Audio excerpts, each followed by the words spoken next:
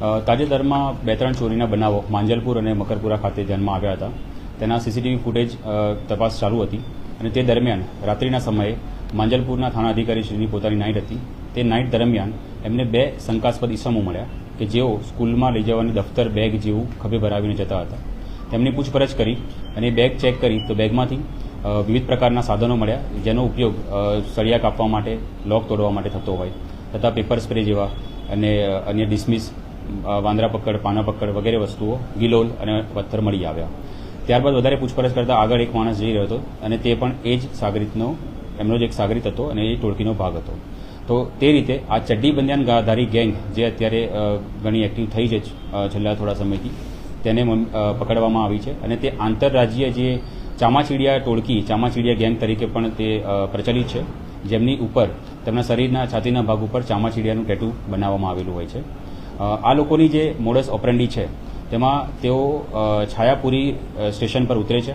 ત્યાંથી ફાટકે રેલવેના પાટા સાથે ચાલતા માંજલપુર ગામ પાસે આવે છે અને ત્યાં દિવસ દરમિયાન ફુગ્ગા વેચવાના બાને કે કોઈ લારી ચલાવવાના બાને રેકી કરે છે અને જે બંધ મકાન મળી આવે તે મકાન પર રાત્રિના સમયે ચોરી કરવાનો પ્રયાસ કરે છે અને તાળું તોડવાનો પ્રયાસ કરે છે અને ચોરીનો સામાન લઈને અલગ અલગ ટીમો બનાવીને ચોરી કરતા હોય છે. ચોરી થયા પછી આ ટીમો અલગ અલગ વિસ્તારમાં વહેંચાઈ જાય છે. જે એક ટીમ હોય છે તેનું કામ હોય છે કે આ જે સામાન છે, જે સાધન સામગ્રી છે કે જેનો ઉપયોગ કરીને ચોરી કરવામાં આવી છે તેને લઈને ભાગી જાય છે. એક ટીમ હોય છે જે મુદ્દામાલ છે એને લઈને જતી રહે છે અને ત્રીજી ટીમ અલગ દિશામાં જાય છે.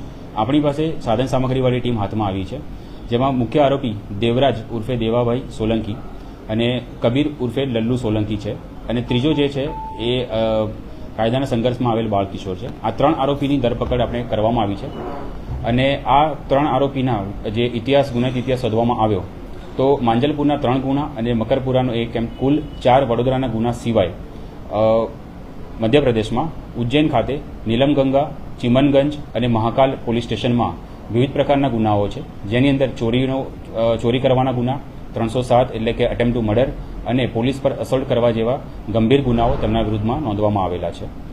જે અન્ય એમની ટીમ જે મુદ્દામાં લઈને જે ભાગી ચૂકેલ છે અને જેને પકડવાના પ્રયાસ ચાલુ છે, જે વોન્ટેડ છે, તેમાં દુર્જન બાબા, રાજપાલ પારધી, યોગેશ સોલંકી અને બાલી પવાર જેઓ અત્યારે વોન્ટેડ છે અને જેમને પકડવા માટેની કામગીરી અત્યારે હાલમાં ચાલુ છે. રાત્રિના સમયે નાઇટ ડ્યુટી દરમિયાન જે શંકાસ્પદ ઇસમ મળી આવ્યા કે જે સ્કૂલ બેગ લઈને જતા હતા તો તેમને પૂછપરછ કરવામાં આવી, તેમને ઊભા રાખવામાં આવ્યા અને તેમને સ્કૂલ બેગ ચેક કરતા તેમની પાસેથી સ્કૂલ બેગમાંથી કોઈ સ્કૂલનો સામાન ન મળતા વિવિધ પ્રકારના પાના પકડ, ડિસમિસને બધું મળી આવ્યું, ગિલોલ મળી આવી એટલે એમના પર શંકા ગઈ અને તેમને પછી પોલીસ સ્ટેશન લાવીને વધુ પૂછપરછ કરી અને એ રીતે આ ગુનાનો ભેદ ઉકેલવામાં આવ્યો છે. તેઓ ફુગ્ગા વેચવાના બાને અલગ અલગ સોસાયટીઓમાં, અત્યારે ઘણા બધા મેળા જેવો માહોલ પણ છે વિસ્તારમાં, તો ત્યાં પણ ફરતા હોય છે. તો તેમના જે ફેમિલી મેમ્બર્સ હોય છે તેઓ ફુગ્ગા વેચવાના બાને સોસાયટીની વિઝિટ કરે છે અને જે બંધ મકાન મળી આવે તેની રેકી કરતા હોય છે અને રાત્રિના સમયે તેઓ ટીમ બનાવીને ત્યાં ચોરી કરવાનો પ્રયાસ કરતા હોય છે. કુલ 3 વ્યક્તિઓને આપણે પકડ્યા છે, જેમાંથી 2 માણસો દેવરાજ અને કબીર છે અને ત્રીજો છે એ માઇનોર છે.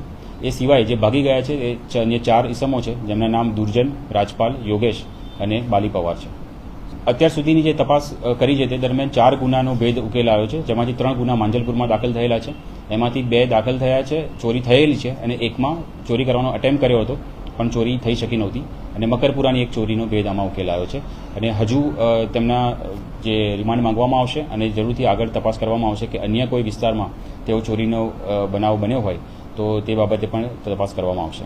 તેમના જે લુક છે અને જે તેમની ગેટ એનાલિસિસ જોતા સીસીટીવી સાથે તેમની તમામ વસ્તુઓ મેચ થાય છે અને તેના આધારે યોગ્ય પુરાવા પણ આપણે આયોગ દ્વારા ઊભા કરવામાં આવ્યા છે. રેલવેના ફાટકથી જવાનો હેતુ શું?